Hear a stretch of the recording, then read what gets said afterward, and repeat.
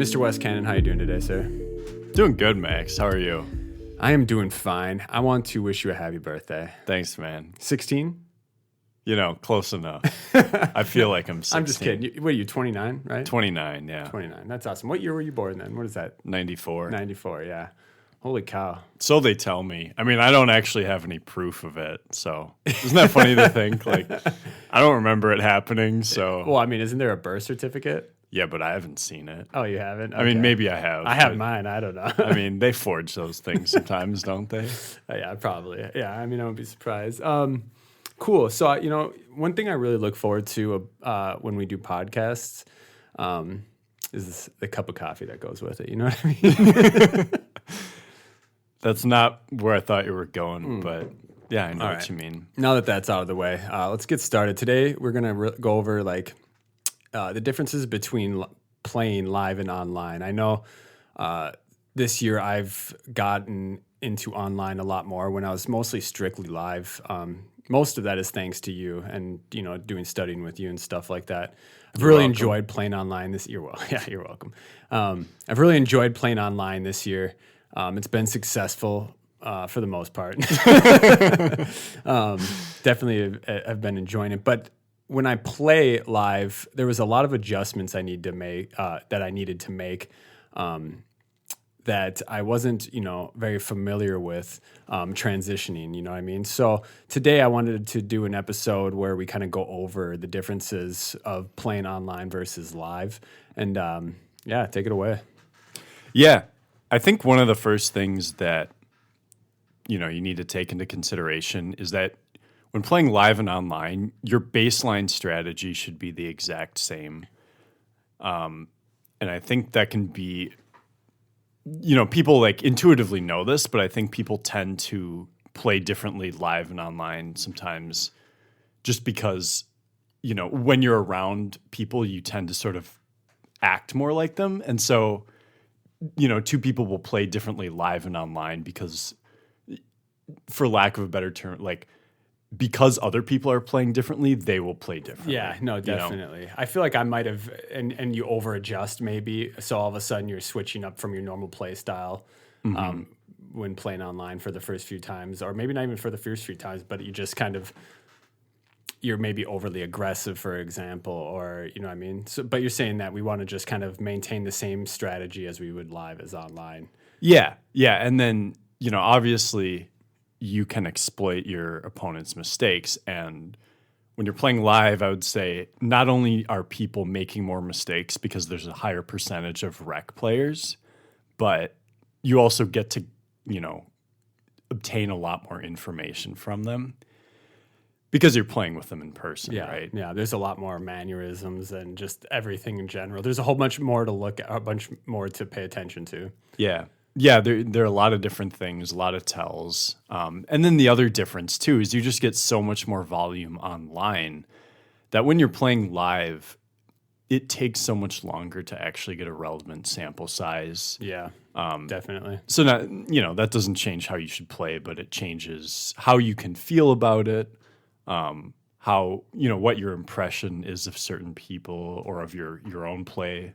You should bring up what you had mentioned to me before we started recording about the volume differences between live and online in a year. Yeah, like if you're a tournament player, let's say you're someone even like yourself, who I'd say is, you take poker very seriously. Well, thank you. Yeah, well, you you play, the amount of tournaments, live tournaments you play in a year is probably pretty similar to how many tournaments an online grinder plays in a week or two, and this can kind of impact, when you're playing live, you can go for a long stretch of time without any really great result. Mm-hmm. And even if you're a good player, this can sort of get in your head, get you down, whatever. And then on the flip side, if you have a couple scores live, it can feel like you're on top of the world. Yeah. Tell us about that. What's it like having? Yeah, what's it I've like had a having couple some nice scores. I've had some big ones in over the last 5 months. Yeah, it's pretty insane. And it does feel different. And so you're saying that the swings seem a lot more or they're just more brutal live than online because the sample size is smaller, so they seem longer. Yes. Yeah, like the calendar time Yeah. is longer. Online it can be different because it's tougher online, so it's harder to get like a really good upswing. So you might have more downswings online, but it could be, you could play 100 tournaments in a week or two and be on Online. on a downswing. Yeah. You're gonna go through the swings at a much faster rate than you would live. So if you're thinking about it as like a graph or like a wavelength, the wavelengths are going to be much quicker in a live one than in a live where it'll be long, slow waves. Yeah. And I think for online, it's important because you'll find out if you're winning or losing much quicker online, especially in cash games, but even in tournaments. Like the results will actually speak for themselves, whereas live, it can take a while for even yourself to know if you're the listener. Like it can take a long time for yourself to know if you are winning or losing over the long term. Yeah, because the sample size is smaller. Yeah.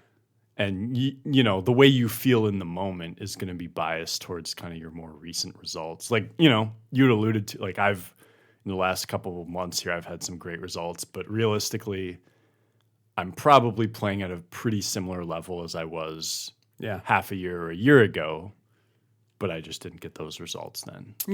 I kind of agree and disagree with that. I know you put a lot of effort into practicing and into learning, and while it may seem like you're playing the same, because you just always feel like you're trying to play optimal, so you're more paying attention to that, to whereas your baseline, your floor is higher than it was then.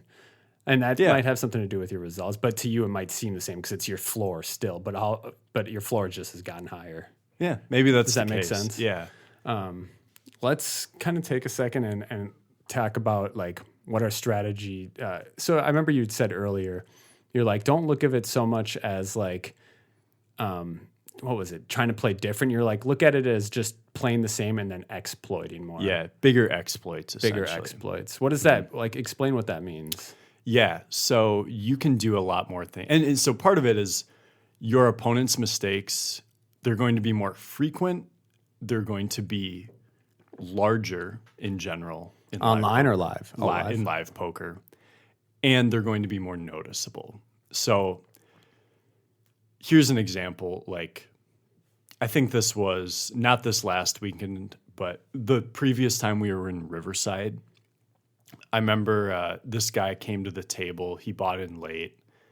I was doing pretty well. I had, a decent amount of chips, but he had roughly a starting stack.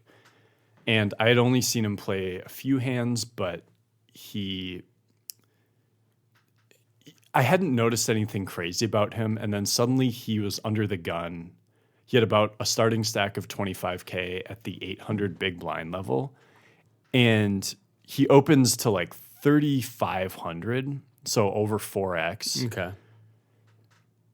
So, and he has like 30 big blinds. So this is a very significant chunk of his stack. Your initial thought is it's very strong. Yeah. I'm like, this is the sort of thing where you see it with pocket jacks, queens, kings. I think the reason we see this too is because you know what I'm saying? They play a face up. And what I mean by that is that they're playing the value of their hand by making the bet size more pre-flop because they want to clear the field out more, but they know their hand's strong, so they only want to get one call or something like that. You see people like size like that for that reason. However, I know we've talked about this in the past, is these are where we can exploit this. We know that they have pocket jacks through aces here because they're overplaying it, so it's easier for us to just make a big lay down there if we need. Yeah. Go ahead and try and exploit us if you want with that. Good luck. Yeah. Yeah, so I was on the button, and I looked down at 2 10s.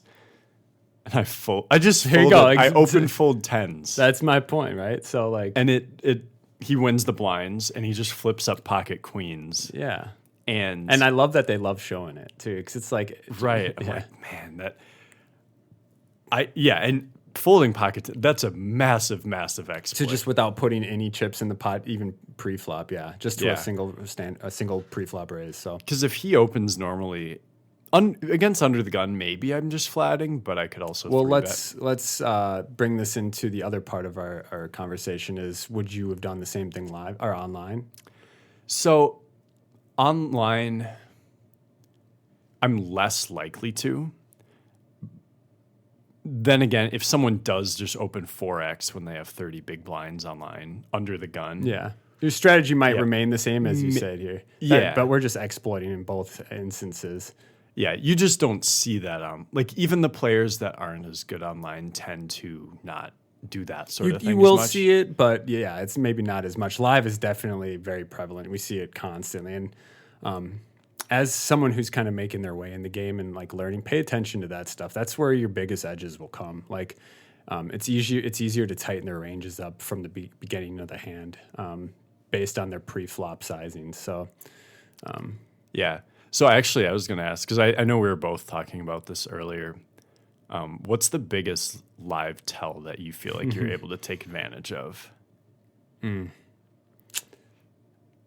that's a good question.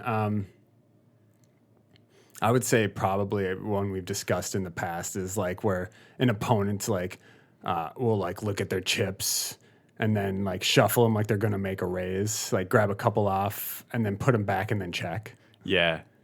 That's It's just I mean they're like trying to put that thought in your head like, hey, I really am considering putting a bet in here, but no, I'm going to trap you actually instead. Or, you know, there's so much theatrics there. And usually it's just very weak. yeah.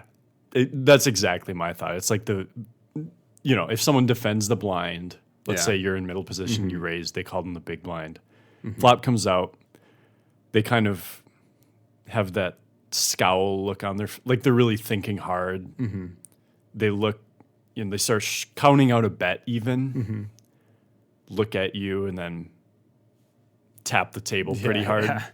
I mean, that between that and large sizings pre-flop, those are like pretty much the two easiest tells that I get live. And Yeah. some of those, so you like the checking your chips and then checking, that's something you don't see online, obviously. Correct. And I think the overlying, like, the larger view of this would be it's obvious. The most obvious tell is when I can tell someone is not actually thinking. When they're pretending to think about a decision, it can be very obvious that they're not thinking. So it's not always the case that I know whether they're weak or strong, but I can tell they're either posturing. And so then once they do that check, I'm like, okay, you don't want me to Is there bet. any way for you to describe what that looks like, or is that just kind of in the? I'm trying to think of a way, and I feel like it's an in the moment type thing. It's sort of in the moment, but the feeling I get, and I think most people, whether they're poker players or not, can kind of pick this up on people. It's like a human intuitive thing. Yeah, it's like when you can see someone and it looks like they're really pretending to give something thought,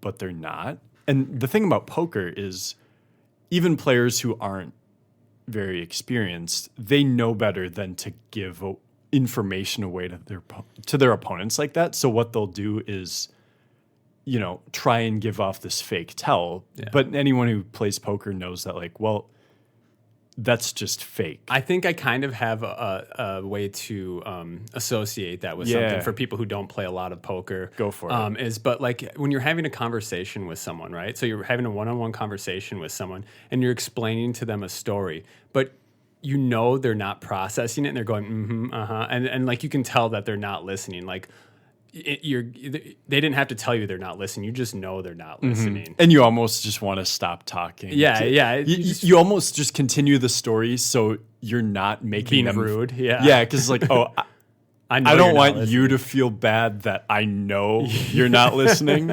So I'm just going to continue this so you can play it off. But that gut feeling you get when someone's not listening, that's what we're aiming for here. It's like that you listen to yourself. You're like, I know this person's not listening to me. It's the same when someone gives you a lie tell. You're like, this just doesn't seem right. It's like, I know this person isn't really thinking hard.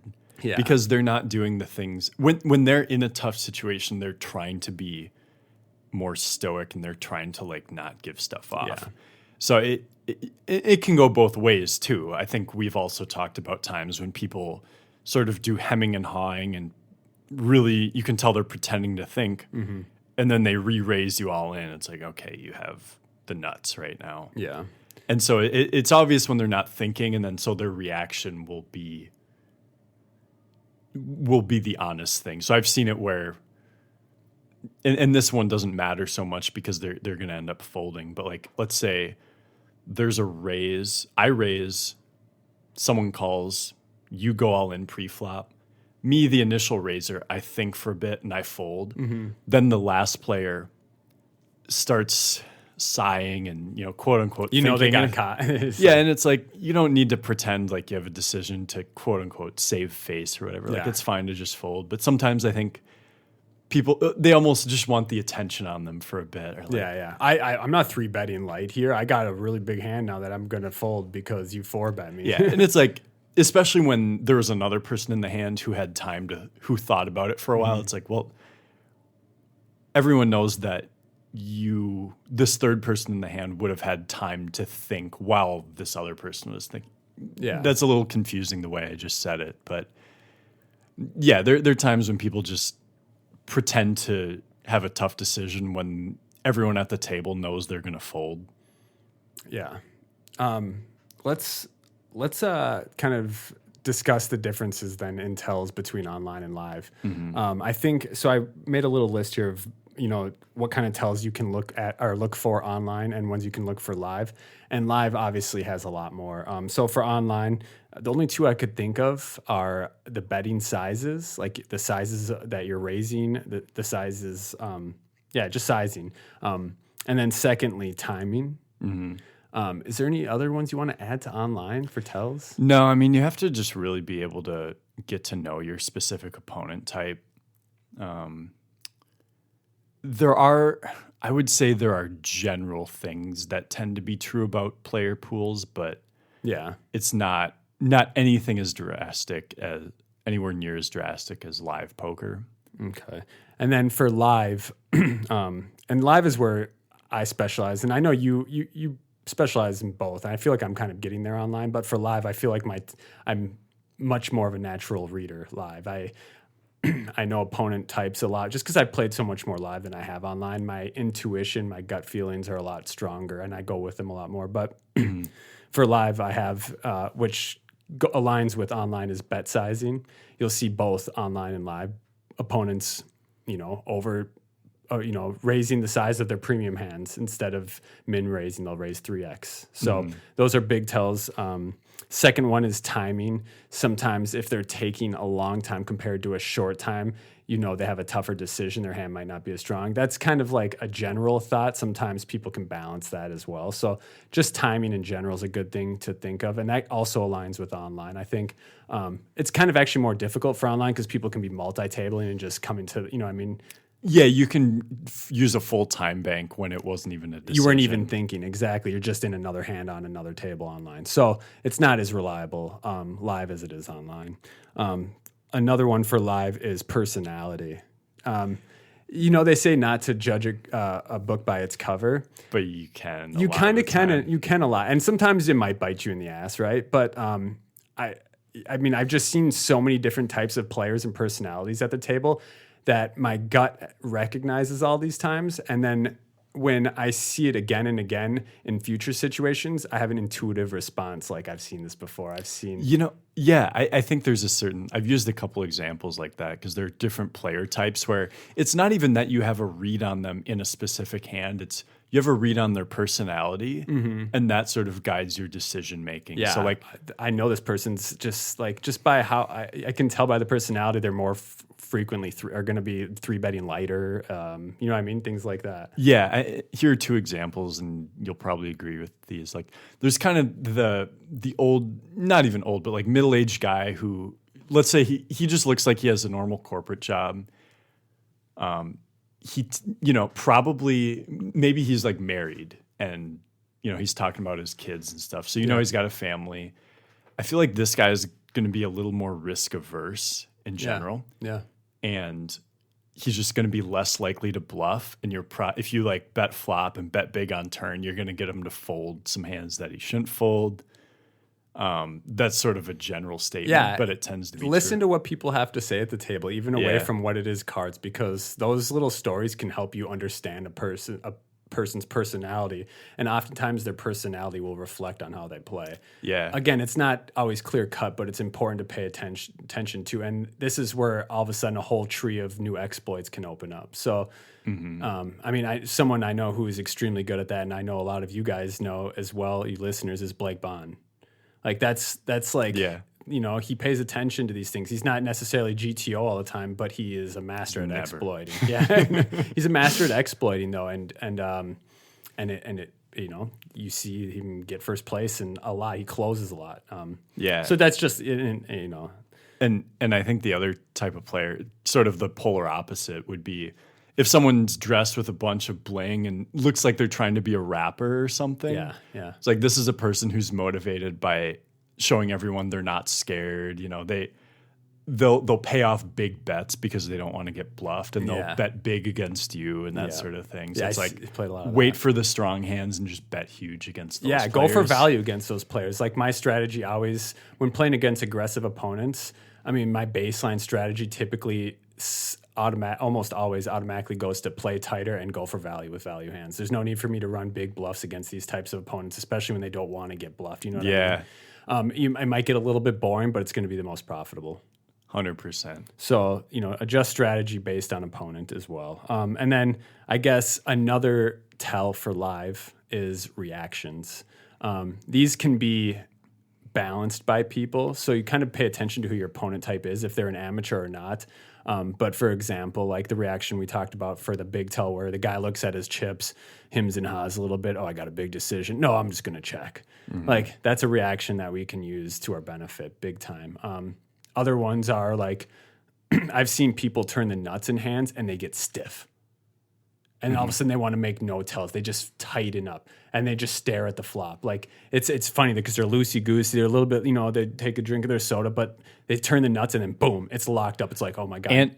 And when they do that, suddenly they're not even paying attention to what you do because they're just so comfortable. You know, they're hoping you bet, but they don't. They don't care. Like they're not worried about. Like what they did. It's like it's almost like, oh my God, this guy must have, like, you know, I mean, he must have just turned a set or whatever the nut is. You know what I mean? Like I just seen that frequently. So I guess you know they could start breathing harder. Yeah, you know? yeah. I mean, I'm not looking at people's pulsating necks and wondering because they could be nervous because they have a good hand. They could be nervous because they're bluffing. You know what I mean? It can definitely go both ways. Yeah. But like if they go from kind of just, you know, that relaxed state to suddenly there's this excitement. A card comes out, you haven't even acted, and you know, and it's just pay attention to those things. Reactions, again, that's something you're not going to see online. It's just because it's not possible, right? So this is why I love both online and live poker, but I love live poker for those aspects, the real human authenticity to it, where,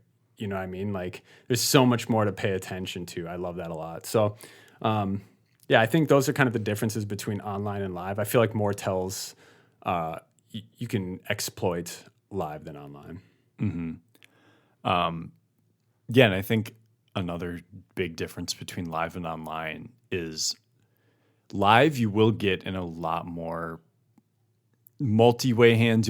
People are much stickier pre-flop.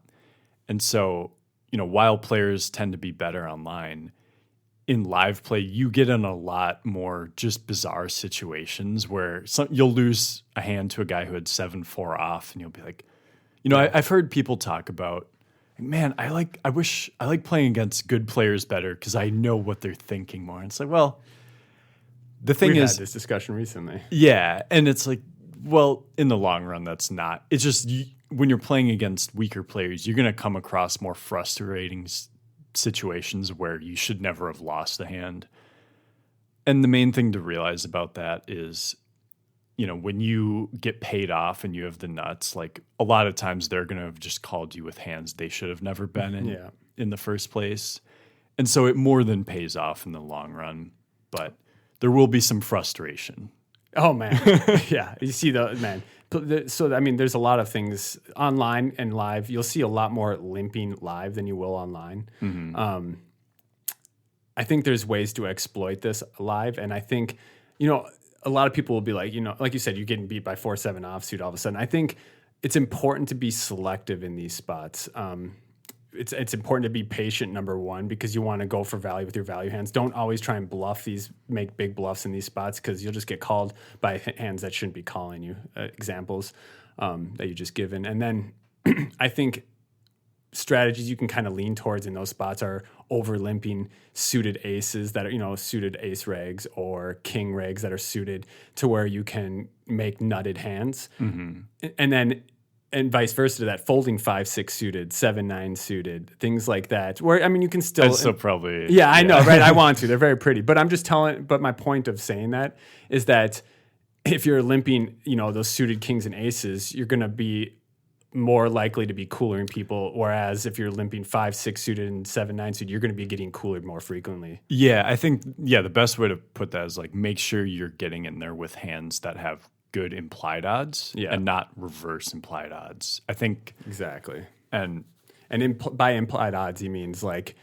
the chances of me getting paid if I make a hand are high. Yes. Yeah. And so if we're going to talk about like how to best exploit these sort of situations, I think a lot of times people will, if you're playing in a game where a lot of people are limping or playing any two cards, it's easy to get caught up in that and think, well, these guys are playing anything. Like, so my 9-5 suited is pretty good. I just need to make a hand and I'll get paid a bunch. Is that the reverse implied odds part of it? Yes. So really what you want to do is just be very selective with your hands and then try and get a lot of money or a lot of chips in the middle. Are we implementing this strategy online and live?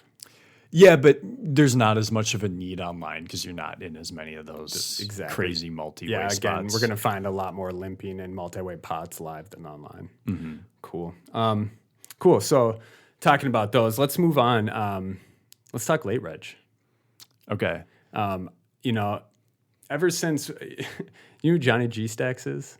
No, I don't. He's a Minnesota legend, old MSPT grinder, old online crusher from pre-Black Friday. I'm not sure if he listens to this podcast, but if you do, what up, Johnny? Shout out to you. Super cool dude.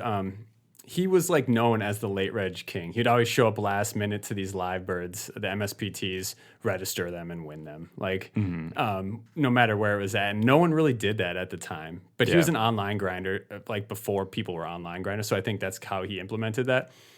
What is online, or what is registration like, or what are your differences registering online and live in terms of late registration?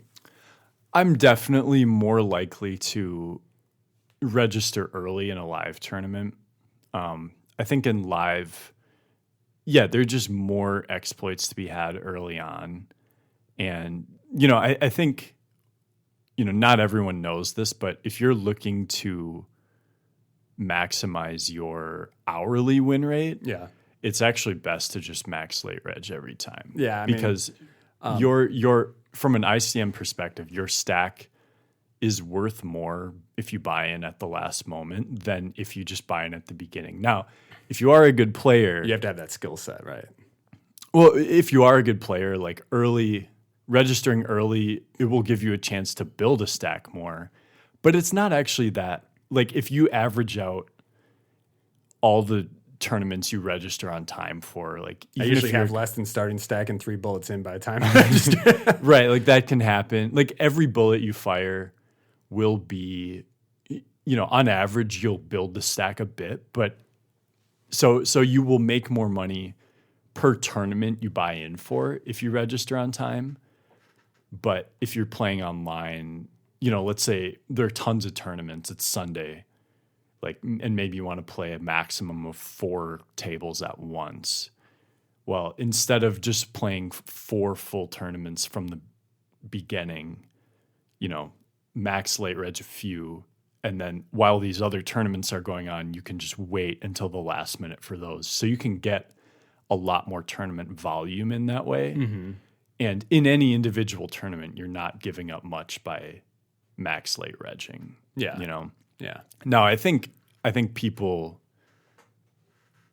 you recognize you can just easily bust in one hand if you do this. And people don't like the idea of, they want to get entertainment value for their buy-in. Yes. Yeah, that's another thing too, where live tournaments, it can feel so silly to just go drive somewhere just to buy in and have 8 or 10 big blinds and feel like you have to spin it up right away. Right. As someone I guess I kind of recommend if you're taking poker, like if you're doing it as for a living or like maybe not even just strictly for a living, but you're doing it as a source of income, it can be more beneficial that way. If you're more of an amateur just looking to get into the mix and enjoy the experience as well as trying to make money, I think starting at the beginning can be the most fun because you're going to get to play a lot of deep poker. You know what I mean? See a lot of flops, see a lot of turns and rivers. But if you're looking to maximize your expected value, your EV, I think even Ian mentioned that like max late regging is going to be plus EV. I think I saw someone on Twitter mention that. Maybe it was Pads Poker. Someone was talking about that as well. But yeah. So I mean, for me personally, I think I love max late regging online tournaments. But it's different though. Like you can be on ACR and that's whatever 6.5 bigs in a lot of tournaments. It depends. 10, 6. On the opposite of that, you can be on Global, Global is my home right now for playing tournaments. And late registration is only an hour or 2 at maximum on this site. And you'll have like 60 bigs. And when registration ends, you have 50, 60 bigs. And I think at the lowest ones, or at the lowest big amount, it's like 20 bigs, like in the Super and the Blitz and stuff like that. It's at 1K big blind, registration ends, and you start with 20,000. And I love playing 20 bigs right next to the money. Like I feel like I'm strong there. So online, I like late max regging. And then for live, like you had mentioned, sometimes I get there right in the beginning. I think right in the middle of registration or maybe a little bit before, like around first break maybe, is kind of when I typically like live registering. And then,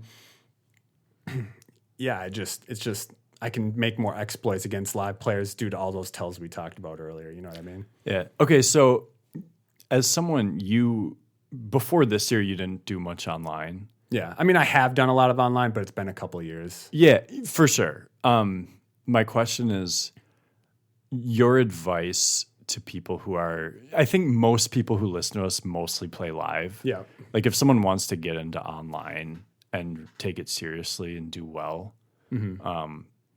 what are the things from this discussion? Like what can they actually take away and use? For playing online? Yeah, transitioning from live to online. I mean, the one that everybody talks about and is the most common is managing bankroll. Yeah. You have $500. Say you're playing on Global and you buy in for $500.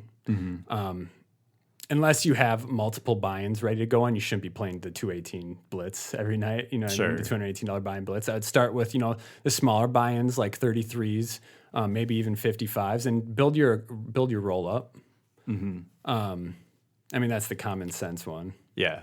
And I think that's very just in general, whatever stakes you play, like bankroll management. If you're going to take online seriously, bankroll management, I think is so much more important because for one, even if you're a winning player, your edge is going to be lower online. So you will have bigger downswings. Yeah. And they can just happen so quickly. Like when you play live, if you're a cash game player, let's say you play 2-5, live, I think you can get away with having a bankroll of like 20, 30 buy-ins or something. If you're online, like I've heard people recommend 100 buy-ins. Yeah. And that doesn't mean you have to have that on the site. No, I know for sure I'm not playing. I don't have 100 buy-ins for some of the events I'm playing on there. But I mean the biggest I'm playing is 218 right now online just cuz that's the highest Global offers. Yeah. Well, I'm talking cash. Like tournaments you should have cash. More. Yeah, and cuz variance is a lot higher in tournament poker than it is in cash. Yeah. That's a good answer. That's not even what I was expecting. What was the question again? Someone who's playing a lot of live, if they're looking to take online seriously, what should they do? What should they expect? What's going to kind of be a wake-up call? I think one of the biggest takeaways I've picked up this year that has definitely helped my win rate is because you've switched to online, you don't just need to start clicking buttons more frequently. You don't need to 3-bet lighter. You don't need to do this. Be patient. Wait for spots. Pay a lot of attention to what good winning players are doing on there. You might not know who the regulars are right away, but as you sit there, you'll find out who the regs are. and then watch them. You know what I mean? I think kind of implementing what winning players are doing, or what you might think is a winning player is doing, 'cause sometimes you might not even know if they truly are. Yeah. I guess you can shark scope them, but yeah, I think that's one of them. What do you got for that? Yeah, I think so. Bankroll management is a great one. I think just studying a lot, and whether that means you're actually doing the studying or you're watching videos of people who have run a lot of sims and whatnot. I'm glad you said that. Yeah, learning how to play theoretically correct poker as well as you can. I mean, I'm not the master at it. I actually think a lot of people in Minnesota view me as like this Robot. online GTO guy. I'm like, man, if you knew He's a wizard, Harry. if you knew how non-GTO, like if they saw the hands, Oh, right, you're a wizard. Anyways, like I play so far from GTO, even my understanding of GTO, especially when I'm playing live, Right. like, but I kind of like the image of it. but well, and to kind of support their viewpoint, you are a lot more GTO studied than they are. I'm more studied, yes. So I think that's one of the takeaways. I'm glad you had brought that up as well about playing online. Or what was your last point? You said Just study a lot. Like you can't. Oh, yeah, If studying. you're a winning player live, you might be someone who doesn't even study much. Like live, you can get away with having an understanding of the game and just being experienced, reading people, picking up on patterns and whatnot. Online, because as we've talked about, there's a lot of pattern play online, though. there is a lot of pattern play, and that's not to say you can't exploit online, because you certainly can once you get to know who you're up against. But online, like, make it your goal to try and play as close to GTO as possible, and then once you figure out reasons against certain opponents to deviate from that, then do that. Yeah, exploit. One thing I want to mention, and I guess going back to your question to me, is things I would do online or tell people to do online is something that you and I both do, is save hand histories. It's so easy online to save a hand history, especially on global. You can just click on the previous hand and say, what I do is I have a notepad on my MacBook, and I have one for tournaments and then one for every stake of cash game I play. And I just load, if I find a hand interesting, I just copy the link to that and pop it. I post it in the notepad under its respective, area or section.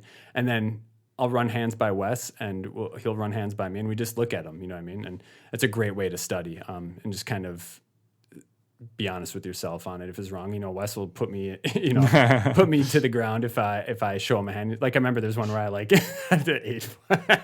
I ended up winning the hand. Remember the 8-4 of spades hand I showed you? 9-4 of spades. Or 9-4 of spades. Well, yeah, I mean, anyways, I ended up flatting 9-4 of spades from the small blind until I got two limps and a cutoff open or something. Yeah. Definitely not. Figured it was like not a the proper. misclick.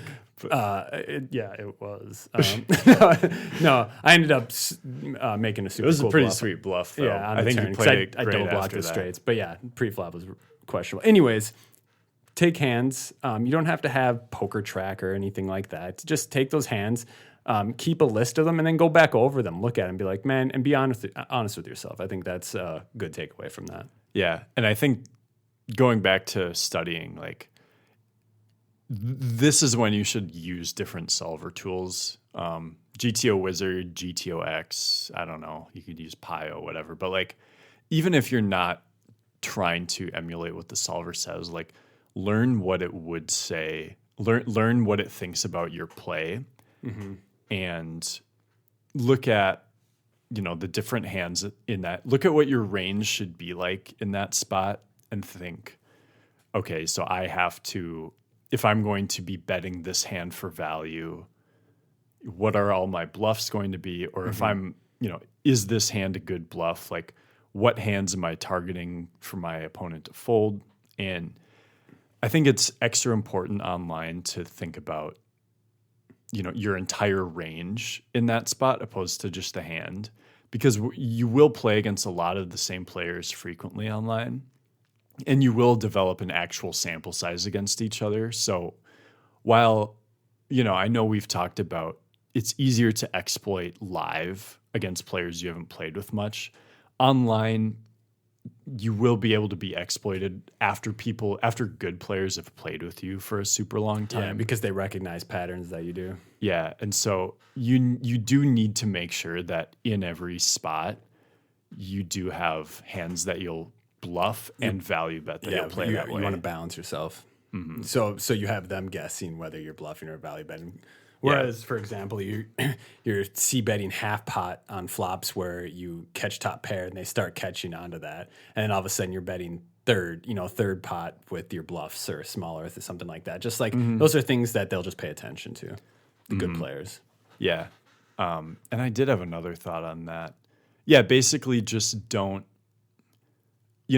if you're, and I remember this when I used to play mostly live, I would be in situations where I felt like I was guessing, kind of as you just said, and do your best to remove the guessing from it. Obviously, that's the goal, right? Yeah, you're not going to be getting it right every time, but just be like, okay, this person should have these hands as bluffs, these hands as value. Like, be favored towards a decision rather than just flipping the coin for it. Yeah, be like, okay, as far as my range goes, this is a hand that should end up as a call, but this is one that should be a fold. And then just when you're playing online, you can stick with that result, with that decision a lot more. And, and again, translate that to live a bit, have that be sort of your default strategy. But then, live, obviously, you get a lot more information. I want to reiterate something Ian had said to us when we interviewed him a couple weeks ago, though. He mentioned about newer players, and this is for the people who are coming to our podcast and don't have a solid foundation yet. I mean, if you're honest with yourself and you're like, this is where I'm at, most poker players lie to themselves. Let's be real. They all think they're the greatest. Yeah. For sure. That includes both of us. Yeah, it definitely does. But you do need to have a sense of confidence in poker, for sure. But what I want to say to the newer players is when we talk about GTO and solvers and stuff like that, it doesn't mean what Ian had said is like, if you're a newer or an amateur player and you don't have a solid, foundation yet, don't even worry about going to the solvers immediately. Just another good way to do it is, like I said, save hands, talk to them with friends, or go watch what good players do. And oftentimes when you mimic what good players are doing, that will implement a GTO into your strategy because they study it. And then as you get better, then you can move towards those tools. Yeah. And I think because I agree with that, and I also think if you're going to play online, you should be at the point where you're studying those tools. So another way to I agree. If you want to be successful, those are very useful. So another way to say it would be like, if you're someone who only plays live and you do like pretty well, but you're not crushing it, like if you're going to start playing online, definitely just don't expect to be winning right away. So I think that's a great takeaway then. Yeah. Is GTO is going to be a lot more it's going to be implemented a lot more online than it is live. You're going to run into a lot more game theory optimal play than you will in a live setting. So, and I think the other thing Ian said that goes well off of that is when you do use those solver tools, try and understand why it's giving the output that it does, opposed to just mimicking it. Because if it says you should call this river bet with this bluff catcher, don't just immediately default to that. Look at what hands your opponent is supposed to be bluffing with. And if you think the player is good enough to bluff with all of those hands, then yes, go ahead and call. But I think even most winning players don't find all those bluffs. Definitely, yeah. So I'm glad you brought up the calling the river thing, because I think that's kind of stepping aside from our current topic, though. I want to talk about like online and live. You're facing a huge river bet. What are some differences you'll see between being in an online hand versus a live hand? Why would we be calling more in a specific spot than the other one? Does that make sense? I think so. So let me. That was a terrible way to explain that. Let me make sure I got it right. So let's say we're in the same hand live and online, theoretically. We have the same hand, same board, same action. Yeah. identical. The opponent jams the river in both spots. Yep. Why might it be the case that I call online and fold live? Exactly. Yeah. Like what give me, yeah. Thank you for wording Yeah. that so elegantly. That's exactly what I meant. What are you going to be calling more online in this spot? Are you going to be calling more live in this spot? What and why? Generally speaking, and I'm thinking tournaments specifically, but it's probably also true for cash. I think I'm calling much more often online and folding live because online, apart from players just being better and finding a more appropriate amount of bluffs, there's a psychological thing where online, it's just easier to bluff off your stack. Live, if you're in a tournament, You got that drive home equity. you have the, you do. You know, if they bust, people very rarely seem to bluff off their stack in live tournaments. Or if it's even a cash game, like you maybe only bring a couple buy-ins, or you're not like... So you're afraid to make that river bet because you might have to go home afterwards. Yeah, but or you have to pull out more cash to rebuy. There's more of an attachment to your tournament life or your experience playing the cash game. I'm so glad you said that. That's exactly the answer I was looking for. Yeah. So just to kind of TLDR what he's saying here, online we're going to be calling more frequently to this river shove than we would live, and the reasons are because online players are going to have more bluffs. They're going to be more balanced with these bluffs.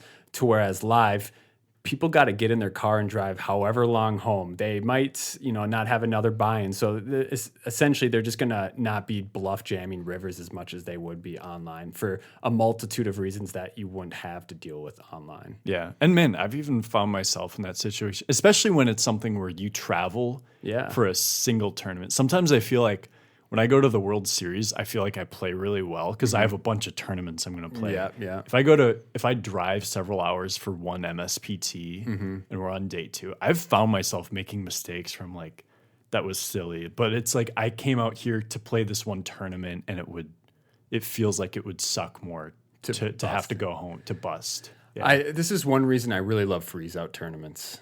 I absolutely love freeze out tournaments because it takes so much of the when you remove the rebuy aspect out of it, ranges tighten. Yeah, you know what I'm saying. Even though they shouldn't, but they do because you have one life. You can't just go back and rebuy. So and that's where aggression might pay off more. You can exploit tighter players for that, but you're also risking your tournament life. However, it could be profitable.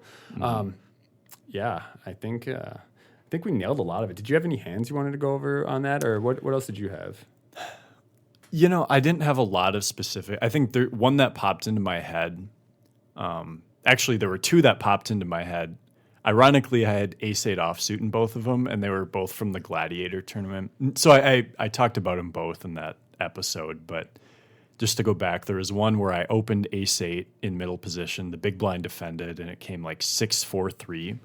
And he did that thing where he looked at his stack and shuffled his chips, and then he checked.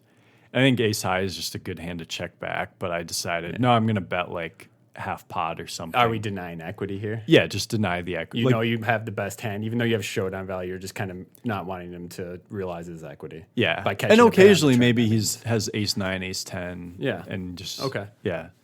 And then the other one was at the final table where the guy opened the button. I had ace-8 in the big blind called. It was 8-6-4 deuce 9. Yeah, 8-6-4 deuce 9 with a front door flush draw. And he went bet. And on the river, there were certain things where I'm like, he's just not going to find the bluffs here. He was looking super relaxed after he made the bet until I looked at him. And then he tensed up because he remembered he needed to look nervous. Yeah. Interesting. So he all of a sudden, okay. And just the choice of his chip denominations, I remember he just picked up all the 5 millions, the biggest the ones? big ones, put out a big bet, but it signified that he wasn't putting in a lot of thought to the bet, and it's just for the vast majority of players, including probably both of us, it's easier to know when to value bet than it is to know when to bluff. Yeah, and so when someone puts out an easy bet, Yeah, I guess maybe I'm being results oriented, but I think that played into it a bit too. Okay. So I'm glad you brought up that though, because there's one thing I want to touch up on here before we kind of start wrapping up is one more live tell that I have that you just reminded me of is, say you're deeper in a tournament where people have a lot of chips, right? Like there's big denominations of 1Ks and 5Ks. And, you know, I mean, say we have 800,000 and 200K of it are in yellow chips. So you just have a mountain of chips. yeah, I live tell that yellows meaning 1Ks. 1Ks, yeah. So one more live tell that I see live is when a big dick player is like going to make a big bluff. you know those player types. Yeah. They're just swanging around like, I'm the big guy, I'm the bad guy. Get ready for a massive bet.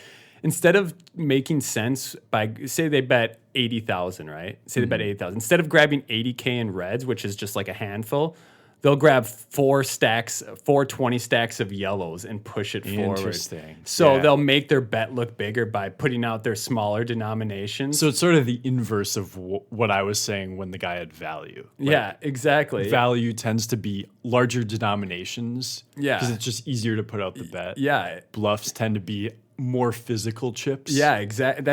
And I've seen this multiple times where this ends up being a bluff. So just pay attention to that. Another huge tell when people put out their smaller denominations but in large amounts, call that shit. Or if you have a hand, that or you can just call raise it. them. Yeah, or raise them. If you don't have anything good, or even if you have something good, who knows? Is there anything else you wanted to touch up on this topic? I think this has been a really cool conversation so far. Yeah, it has. I mean, maybe let's just kind of wrap up, sort of talk about the overlaying thoughts that we've had, and so if someone's a good online player, what we think they should change for live and vice versa. Okay, yeah. So just a reminder, we're talking about the differences between playing online and live and things you should pay attention to when both of them. So things we've discussed so far are going over tells. Online is going to be much more difficult because you're not going to be able to have as many tells, such as physical tells, reactions, personality types. All of that's removed when you play online. So that's another reason why online might be harder than live. What else?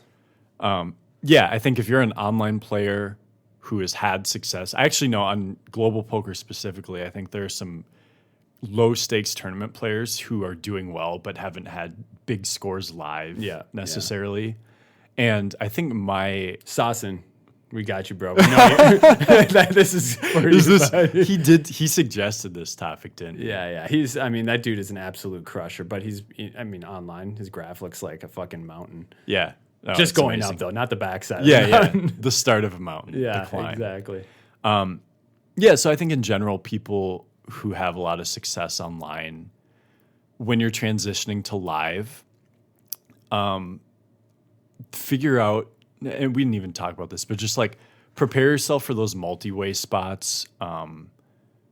Be careful more multi-way. It's important to recognize and it's harder to study multi-way, but like do what you can to like think through those multi-way spots. Mm-hmm. Pay attention to your human intuition of people. I know there have been periods in my poker career where I've known what the theoretically correct play is. The book says do it, so I did it. And so I'll like get sort of a vibe from someone, but since I'm not totally sure that I'm trusting my read, maybe I pay off that river bet. So instead of exploiting you, Yeah. I would say just make sure to lean into your instincts. Absolutely. And pay it, or maybe your instincts aren't as great because you've only been playing online. So just, pay a lot of attention to people, maybe chat with them, and just realize that a lot of these players haven't even looked at any of the study tool. Like a lot of them don't even understand that, betting, having different pre-flop raise sizes for different strength of hands is just a huge mistake.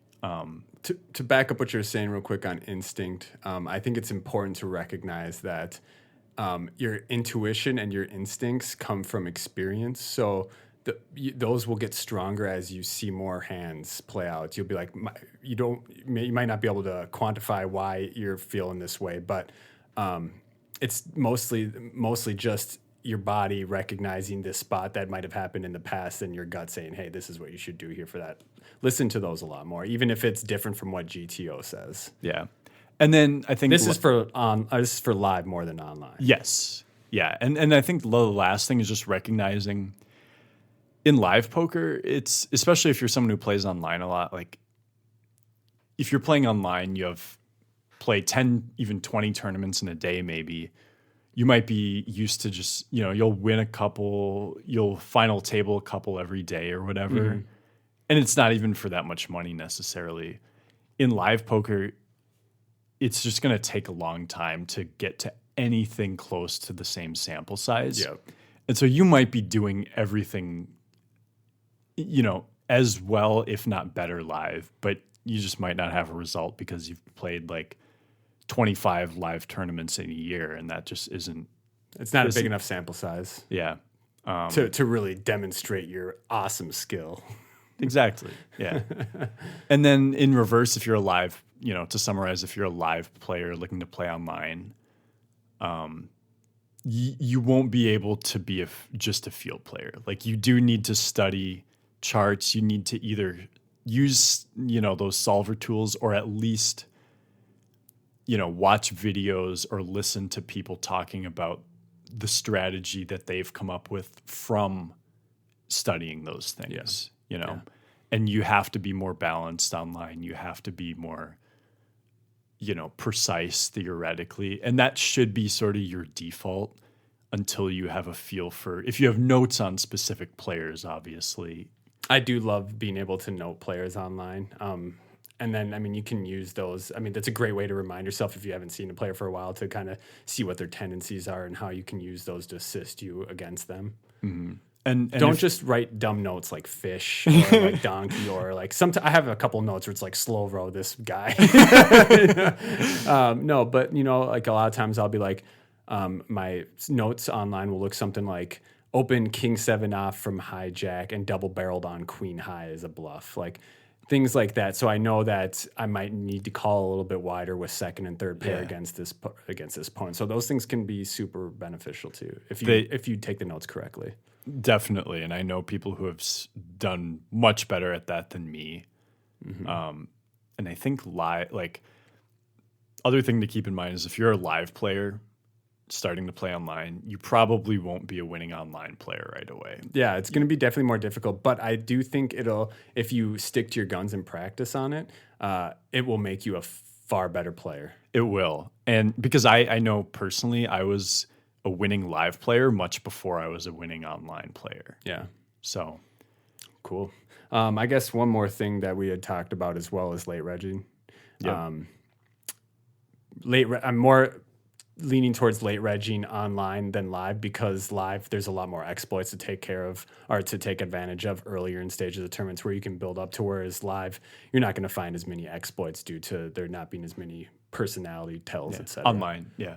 Yeah, I think you said live. Okay, yeah. So you know what I'm saying, but yeah, and I think late regging, I would say that's personal preference too. Also, just how much time you have in your schedule, your day, like how seriously you're taking it.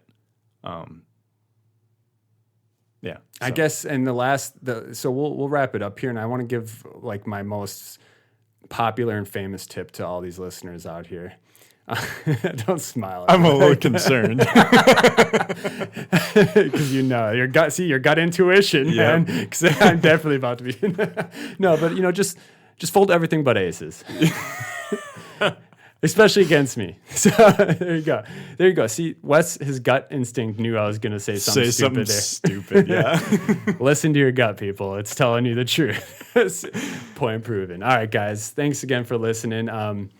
It was nice to do something separate from an interview this week, kind of get back on strategy. We'll be doing a lot more strategy type podcast and kind of just, experimenting with format. We would love to hear what formats you guys enjoy the most so that we can bring them to you more often.